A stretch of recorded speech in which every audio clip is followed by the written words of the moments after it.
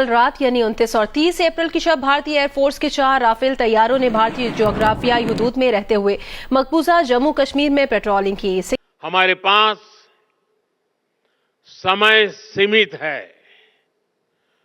लक्ष्य बड़े हैं।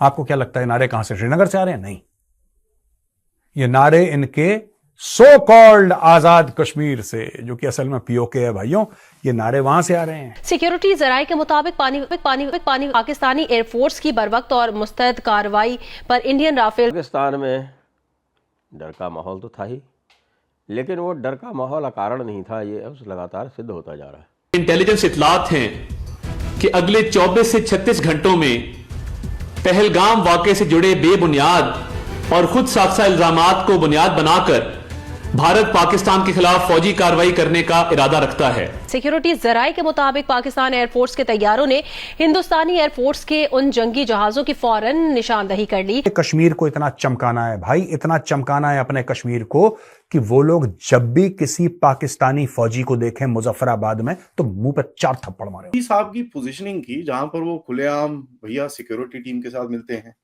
नमस्कार दोस्तों वो समय आ गया है जिसका इंतजार हम सभी भारतीयों को 1947 से था। हम सब चाहते थे कि पीओके जो कि पाकिस्तान के कब्जे में है अवैध रूप से, वो भारत में मिलाया जाए, और अब ऐसा लगता है कि अब वो समय आ गया है कि अब पीओके भारत में मिलाया जाएगा। प्रधानमंत्री मोदी जी ने साफ कह दिया है कि समय कम है और लक्ष्य बहुत बड़ा है। दूसरी तरफ एलओसी पे पूरी सेना तैनात है, एलओसी पे पूरी सेना ने आग लगाई हुई है और रफेल जो है वो आसमान में गरज रहे हैं, जिसे देख के पाकिस्तानी पूरी तरह से शौक में है, पूरी तरह से पगला गए हैं कि इस स्थिति से कैसे निपटा जाए। एक तरफ ये लोग अलग थलग पड़ गए हैं पूरी दुनिया में, दूसरी तरफ इनका जर्नल कहाँ भाग के छुपा है इन्हें पता ही नहीं चल रहा। आसिफ मुनीर जो बढ़ बढ़ के बातें कर रहा था, अब वो कौन से बंकर में छुपा है, पाकिस्तान में है या पाकिस्तान के बाहर है, किसी को नहीं पता। वो आगे सामने आ ही नहीं रहा है। एक तरफ पानी की कमी, दूसरी तरफ बॉर्डर पे लगी हुई आग। पाकिस्तान पूरी तरह से अब समझ चुका है कि अब उसका अंत समय आ चुका है और अब पीओके हाथ से जाने वाला है। आप इस सब के बारे में क्या सोचते हैं कमेंट बॉक्स में जरूर लिखिएगा। वीडियो अच्छा लगे तो लाइक करें, शेयर करें, चैनल को सब्सक्राइब करना ना भूलें, बेल का आइकन प्रेस कर दें लेटेस्ट नोटिफिकेशन के लिए। आइए आगे बढ़ते हैं इस वीडियो में।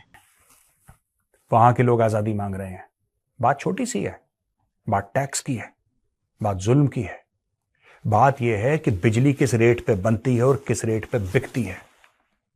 लेकिन लोगों के अंदर पाकिस्तान के लिए इतनी खटास पैदा हो गई है कि अब वो पाकिस्तान से अलग होने की बात कर रहे हैं और सरकार को यह पता है इंडिया में। इसीलिए हम लोग कहते हैं कि हमें अटैक नहीं करना पाकिस्तान के ऊपर यार, यह हरकत करनी नहीं हमें कि नदन कमांड को बोला कैरी ऑन, ये सब नहीं करना। अपने को अपने कश्मीर को इतना चमकाना है भाई, इतना चमकाना है अपने कश्मीर को कि वो लोग जब भी किसी पाकिस्तानी फौजी को देखें मुजफ्फराबाद में तो मुंह पे 4 थप्पड़ मारे, उसके 4 थप्पड़ मारे। जब भी किसी पाकिस्तानी फौजी को देखें, पत्थरबाजी करें वहां पे, उनके अंदर फ्रस्ट्रेशन इतना हो जाए, क्योंकि आदमी देखेगा कि 45 से लेकर 50 रुपए पर यूनिट बिजली ये यहां पे खरीद रहा है, यहां पे 5-6 रुपए पर यूनिट मिल रही है या उससे भी कम मिल रही है भारत में। गवर्नमेंट ऑफ इंडिया कश्मीर में इतने स्कूल बना दे, इतने अस्पताल बना दे, इतने क्रिकेट के ग्राउंड बना दे, अंबानी को बोलो, अदानी को बोलो, कोई दिक्कत नहीं, जम्मू एंड कश्मीर के नाम की आईपीएल टीम खोल दो। आप इतना कर दो कि आपको पीओके के अंदर पैसे देने की जरूरत नहीं पड़े। आप सारे के सारे पैसे अपने कश्मीर में लगाओ और अपने कश्मीर को इतना चमका दो, इतना चमका दो कि वहां पे बगावत हो जाए, आग लग जाए वहां पे। और ये होगा दोस्तों, और इसका फायदा भारत को उठाना चाहिए। जो हुआ है ना अभी, इसका फायदा भारत को उठाना चाहिए। और मैं एक और बात बता देता हूं, और अगर कोई ये सोच रहा है कि ये वहां पे आखिरी बार हो रहा है ये protest, so you are sadly mistaken. ये प्रोटेस्ट हर महीने होंगी, ये प्रोटेस्ट हर महीने होंगी।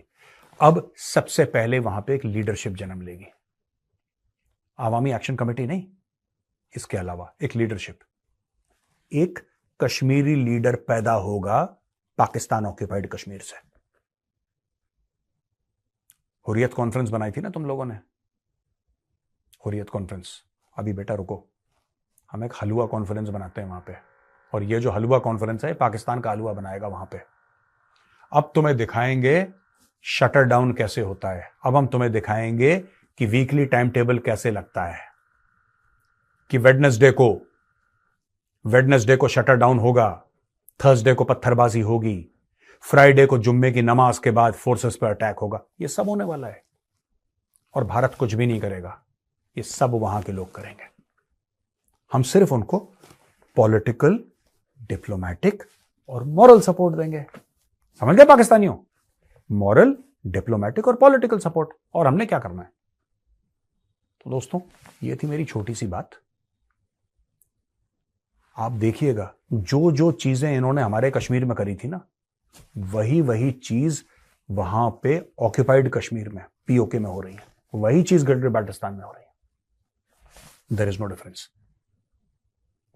कोई स्वर्ग नहीं होता, कोई नर्क नहीं होता, कोई जन्नत नहीं होता, कोई जहन्नुम नहीं होता। सारे हिसाब यहीं पे होते हैं। सारे के सारे हिसाब इसी दुनिया में होते हैं। ठीक है? और पाकिस्तानियों का हिसाब अब होना शुरू हो गया है। दोस्तों, मैंने एक छोटी सी कविता लिखी है और मैं चाहता हूं इस पूरे मामले के ऊपर जो मैंने लिखा है वो आप भी सुने। ये जिंदगी खेल का मैदान है मेरे दोस्त, यहां कभी ना कभी सबकी बारी आती है। कल तक जो कश्मीर में गूंजते थे आजादी के नारे, आज पीओके में वही आवाज सुनाई देती है। खूब लहराया तुमने लाल चौक पे अपना परचम, आज मुजफ्फराबाद में तिरंगे की हुंकार सुनाई देती है। तुम्हें लगता था रहोगे महफूज जन्नत में आग लगा के, तुम्हें लगता था रहोगे महफूज जन्नत में आग लगा के, आग की फितरत है। पाकिस्तान में डर का माहौल तो था ही, लेकिन वो डर का माहौल अकारण नहीं था, ये अब लगातार सिद्ध होता जा रहा है। वो इसलिए सिद्ध हुआ कि कल बलोच लिबरेशन आर्मी ने कराची से कोई 60 किलोमीटर दूर बेला, एक बड़ा कैंप है। बेला जो है वो बिल्कुल बॉर्डर पे पड़ता है सिंध के और बलूचिस्तान के, और बेला से अंदर रास्ता जाता है खुजदर पंजगुर होते हुए, और वो रास्ता जो है वो ग्वादर की ओर भी जाता है और वो ईरान बॉर्डर की ओर, तफ्तान की ओर भी जाता है। रिकोदेक माइंस और संडक माइंस वगैरह ये इधर से आपसे पंजगुर से होते हुए उधर जा सकते हैं, हालांकि उसके लिए कोयटा वाली रोड पे काफ़ी जाना पड़ेगा। तो लास बेला में कराची से मुश्किल से 60-70 किलोमीटर दूर बलोचों ने एक बड़ा हमला किया, और बलोच लिबरेशन आर्मी ने अपनी क्लेम डाली, ऑफिशियल क्लेम डाली, और ये कहा कि उन्होंने 40 फौजियों को मार दिया है। जी हाँ, 40 फौजियों को बलोच लिबरेशन आर्मी ने मार दिया कल, बिल्कुल कराची के बगल में। कराची के बगल में इसलिए कह रहा हूँ क्योंकि वहीं से आप देखिए, कराची से 2 रास्ते जाते हैं। एक जाती है जिसको बोलते हैं कोस्टल रोड, और वो जो कोस्टल रोड है उस पर ओरमोरा नाम का उनका एक नेवल बेस भी पड़ता है। इस समय हालात ये हैं कि एयरक्राफ्ट छुपाए हुए हैं, कुछ एयरक्राफ्ट छुपाए हुए हैं ग्वादर में F-16 वाले, बाकी जो F-16 है उनको छुपा लिया है ले जाके कहाँ, ऊपर नॉर्थ में स्कार्दू में, और जो शिप्स हैं उनको डॉक्स में छुपाया हुआ। इस साहब की पोजीशनिंग की, जहां पर वो खुलेआम भैया सिक्योरिटी टीम के साथ मिलते हैं। आज कैबिनेट कमेटी ऑन सिक्योरिटी की मीटिंग है, उसके बाद इकोनॉमिक्स मीटिंग है, उसके बाद पॉलिटिकल मीटिंग है, रात को 7 बजे आरएसएस के मोहन भागवत जी, मतलब दे बड़ी एक्शन पैक्ड है। So let's connect all this together and form a picture. Fatehgeet भाई नमस्कार। नमस्कार। तो क्या यार, एक ही दिन में इतना सारा, मतलब each one of these is a separate discussion, but क्या करें, इतना कुछ हो रहा है, we have to just squeeze everything into one.